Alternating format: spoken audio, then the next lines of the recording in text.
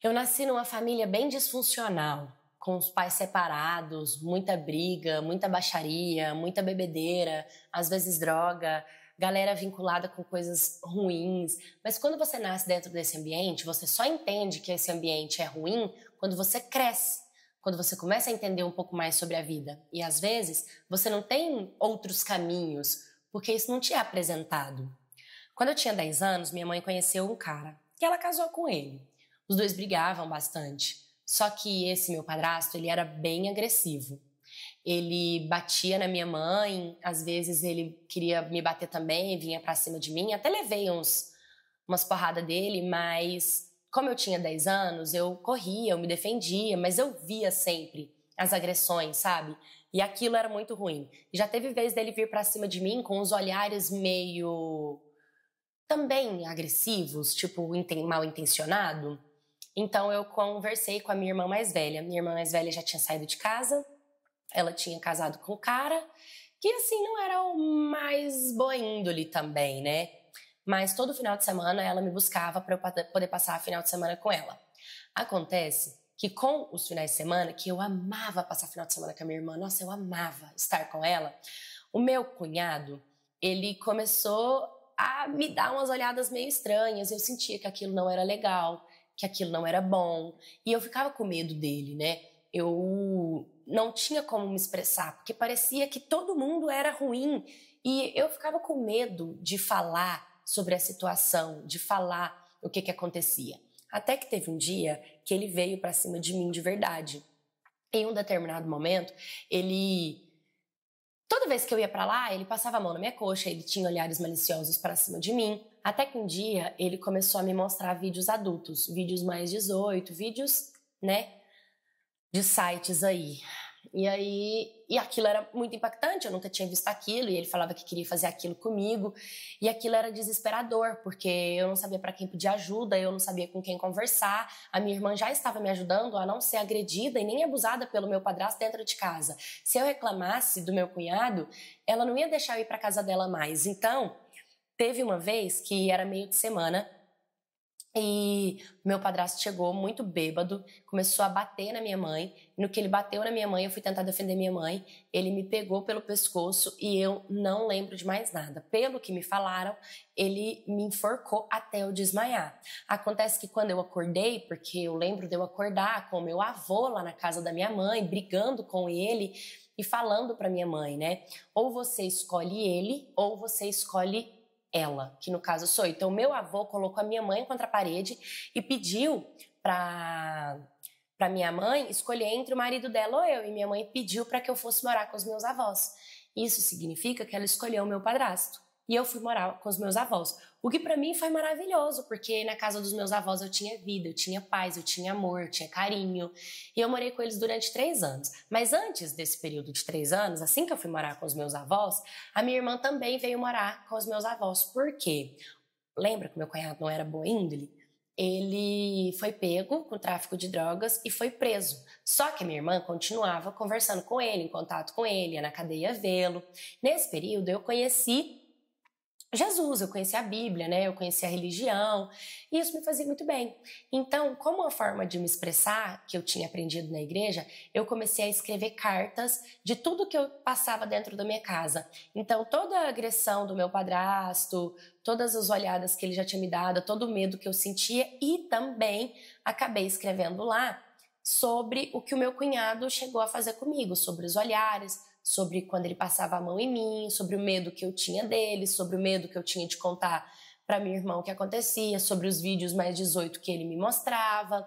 Só que eu escrevia essas cartas e guardava dentro da minha Bíblia. Eu escrevia para mim, era uma forma que eu tinha de me expressar. Até que um dia minha irmã achou essas cartas dentro da Bíblia e ela leu. E ela ficou, impactada, o que tá acontecendo? E bem nesse período, quando ela leu, esse meu cunhado saiu do presídio. E aí ela pegou e colocou meu cunhado e eu, um na frente do outro, pra tirar essa história limpa do que tinha acontecido e tal, né, se isso era verdade. E ele começou a falar que eu era louca, que isso nunca aconteceu, que ele nunca fez nada pra mim, que ele jamais faria isso. E naquele momento, eu comecei a me questionar se será que eu era louca mesmo. E comecei a pensar, gente, será que Será que eu sonhei? Será que isso não é verdade? Será que isso é mentira? Mas de onde eu tirei essa história? E eu comecei a me perguntar se eu não estava ficando doida mesmo, sabe? Acontece que a minha irmã acreditou em mim, dizendo ela, falou que ia largar dele e até largou dele durante uma semana. Mas depois de uma semana, dizendo ela que Deus falou no ouvido dela que não era para ela largar dele, né, que era para ficar junto e tal, ficaram juntos. Continuaram ficando juntos, até porque colocou em questão se eu não estava ficando louca, e como ela me questionou, eu pensei que talvez eu estivesse ficando louca mesmo, que talvez não tinha acontecido nada daquilo, e fiquei perturbada. Eles continuaram juntos, né? Só que eu meio que perdi, assim, falava com ela esporadicamente, de vez em quando, já não me sentia tão confortável para ir na casa dela, porque ele estava lá, então, mesmo que eu fosse louca, eu decidi me manter mais afastada, continuando com os meus avós. Acontece que com o passar do tempo, teve um dia que tava todo mundo no churrasco. E assim, churrasco, festa, cachaça, o final pode ser o quê? Briga, treta, né? Uma família disfuncional, nada vai funcionar. E aí, naquele dia do churrasco, eu tava sozinha no quarto, meu cunhado entrou dentro do quarto, ele me colocou contra a parede, ele pegou no meu pescoço, ele passou meio que o rosto assim perto do meu e falou assim no meu ouvido: eu sempre fui apaixonado por você. Essa é a verdade. Eu sempre achei você muito incrível, eu sou apaixonada por você. Naquele momento eu consegui me sair dele, até porque eu não era mais a mesma criança de 10 anos, né? Eu era um pouco maior. E eu saí correndo e decidi contar pra minha irmã. Falei, eu vou contar pra ela e vou contar agora, porque eu não tava ficando louca então. Aí o que acontece? Eu peguei, contei pra minha irmã, falei pra ela o que estava acontecendo e ela ficou meio que revoltada na hora, ela ficou meio chateada, mas ela não sabia o que fazer. E detalhe, ela tinha tido um filho com ele, né? Então o meu sobrinho, inclusive, sempre foi o meu grande amor, né? Eu sempre amei muito o meu sobrinho, sempre fiz de tudo por ele, sempre cuidei muito dele, sempre tratei com muito amor. Então, com o tempo, esse meu sobrinho foi pegando muito amor comigo também. Ele era extremamente apegado comigo. E quando eu contei isso pra minha irmã, ela meio que ficou assim, sem saber o que fazer e tudo, mas ela decidiu não acreditar em mim, porque pra ela não era conveniente. E aí eu falei pra ela, mas eu vou te provar. Eu vou te provar, entendeu? E aí eu fui conversar com ele, teve uma vez, nesse dia do quarto também, que ele falou que sempre foi apaixonado por mim, ele me fez a seguinte pergunta: por que você contou pra sua irmã uma coisa que era só nossa? E aí me deu gatilho, eu não tava ficando louca. Ele realmente fazia as coisas comigo, ele realmente passava a mão em mim, ele realmente me mostrava os vídeos mais adultos e falava que queria fazer aquilo comigo. E agora ele tá me provando. Por quê? Ele tá me questionando por que eu contei pra minha irmã, porque isso era algo meu e dele, mas pra mim isso não era algo meu e dele, era só dele, eu não queria aquilo pra mim. Por isso que eu contei pra ela. Foi isso. Aí o que aconteceu? Minha irmã meio que ficou assim, sem acreditar, só que eu falei, dessa vez eu vou provar. Dessa vez eu vou provar. Então eu peguei o WhatsApp e comecei a conversar com ele por WhatsApp. E através do WhatsApp, ele se entregou. Ele mostrou que realmente, tinha interesse em mim. Ele mostrou, através das mensagens dele, que ele queria, assim, ficar comigo. E que, por que eu tava fazendo isso de ficar contando pra minha irmã, sendo que era uma coisa nossa. Ele meio que repetiu isso. E eu mostrei pra ela. E falei pra ela o que estava acontecendo. E aí, ela ficou, super revoltada. Separou dele também por um período. Mas logo ela começou a falar que Deus tinha tocado no coração dela de novo. Porque ela tinha família com ele. Porque o melhor era eles ficarem juntos. E que ela não ia separar dele. Então, naquele determinado momento, eu entendi que ela tinha defendido ele. Que ela não ia deixar ele. E que se eu me mantivesse perto, eu poderia ser uma vítima. Porque se ele ficava desde a infância me mostrando vídeos e depois que eu cresci, ele continuava me assediando na cara dela, na frente dela, eu tinha provas e ainda assim ela não fazia nada com isso, o mais saudável era me afastar. Hoje eu não converso com a minha irmã. Hoje eu não vou na casa dela, hoje eu não tenho contato com eles. A melhor coisa que eu fiz foi me afastar para eu não piorar a situação, sabe? Ele não piorar a situação e eu ainda ser a culpada de tudo isso, eu a ser a desmancha casamentos, eu ser a que vai carregar, sabe, o peso de ter separado os dois. Então eu preferi me manter na minha. Acontece que, como eu me separei da minha irmã, né, parei de frequentar a casa dela, fui viver minha vida também, fui arrumar um trabalho, fui tocar minha vida, o meu sobrinho foi crescendo e começou a questionar a mãe dele de por que que eu não conversava com ela, sendo que ele tem um amor muito grande por mim, a gente ainda se encontra, a gente ainda se vê, e agora que ele cresceu mais um pouquinho, eu decidi contar pra ele o que tinha acontecido. Ele ficou extremamente revoltado com o pai dele e decidiu que, como a mãe dele, que é a minha irmã, não conversa comigo por uma coisa que o pai dele fez, ele não conversaria com o pai dele. Então, nós estamos atualmente nessa situação, no qual meu sobrinho me ama, tem raiva do pai, e eu não converso com a minha irmã. Ou seja, nós crescemos e continuamos dentro de uma família disfuncional. Oi, minha cats, tudo bem com vocês? Bom, hoje eu trouxe essa história porque quando nós crescemos dentro de um ambiente que realmente acontece muitas turbulências e muitas bagunças, a gente está propício a passar por isso. Mas quando a gente cresce dentro de uma família organizada, estruturada, bem ajeitada e casada, também pode acontecer, tá? Não é porque a sua família é desestruturada que você sofreu todos esses impactos.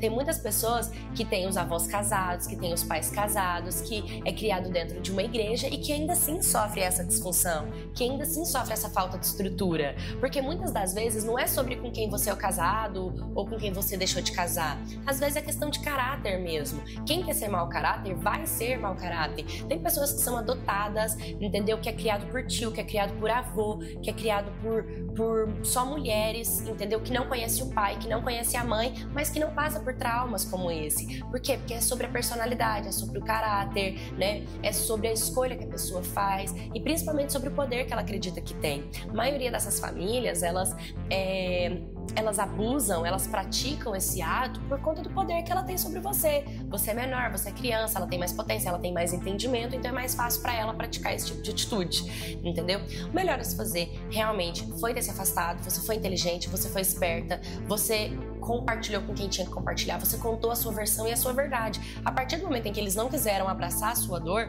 tá tudo bem, se afasta e vai construir o seu futuro. Você tem que se importar com o que vem de você, a partir da sua descendência. Você escolher um bom parceiro para você, você ter sua escutativa a partir do momento em que uma sobrinha vem te contar algo sobre seu marido, uma filha, né? O que você pode fazer de diferente a partir de você. Porque, infelizmente, não fizeram diferente com você, mas você pode quebrar esse ciclo e essa maldição. Você pode escolher um caminho diferente. Você pode se apaixonar por uma pessoa, mas a partir do momento que você vê que essa pessoa bebe e se torna agressiva, você não querer mais isso pra você e você cortar o mal pela raiz. E você fala, cara, eu cresci dentro desse ambiente e agora ele tá querendo repetir o ciclo, porque o ciclo ele quer ser repetido, ele não quer ser quebrado, né? O universo ele funciona de uma forma organizada, e se a sua família vem de forma desorganizada, né? Quem é você para organizar a sua família? Então, é exatamente isso, é olhar pro seu padrão e falar, eu não vou repetir isso, eu não quero isso pra mim. Outra coisa que você pode fazer é incentivar o seu sobrinho a não ter raiva do pai, porque isso também é um ciclo que está se abrindo na vida dele, né? O que você passou com o teu cunhado é problema seu, é responsabilidade sua e ninguém tem que carregar isso pra você. Por mais que ele escolheu ficar com raiva do pai e carregar a sua dor, ele tá tendo uma lealdade com você, mas ele não tem que ter essa lealdade. Por quê? Porque futuramente ele pode se casar com uma mulher, ele pode ter um filho, entendeu? O filho dele pode ter raiva dele, assim como ele tem do pai dele, e outro ciclo de maldição tá se criando ali, tá se abrindo. Então a melhor coisa a se fazer é buscar uma terapia pra entender um pouco mais a sua árvore genealógica, entender um pouco mais as suas raízes, entender um pouco mais o que é responsabilidade sua e o que não é responsabilidade sua e tirar tudo aquilo que não é responsabilidade do outro. Seu sobrinho não tem que carregar essa culpa, ele não tem que carregar esse peso, ele não tem que ter raiva do pai por conta disso. Por mais que ele escolheu, a partir do momento em que você liberá-lo e falar, você não precisa, se você me ama de verdade, por favor, não sinta raiva do teu pai, você vai estar fazendo um bem muito grande pra ele. Por quê? Porque independente do que o pai dele fez, não é culpa dele, entendeu? Então ele carregar essa dor e essa angústia só vai atrair desarmonia pra vida dele, pra um futuro casamento, pra uma futura paternidade, né? Muitas coisas podem acontecer pra esse ciclo ser repetido e você tem o poder de quebrar isso, você tem o poder de se responsabilizar por isso. Procura uma ajuda terapêutica, procura, né, pessoas que estão dentro desse cuidado pra você poder evoluir dentro desse aspecto, tá bom? Me manda sua história se você também já passou por algo do tipo. Curta, comenta, compartilha, se inscreva no canal. Um beijo e até o próximo vídeo.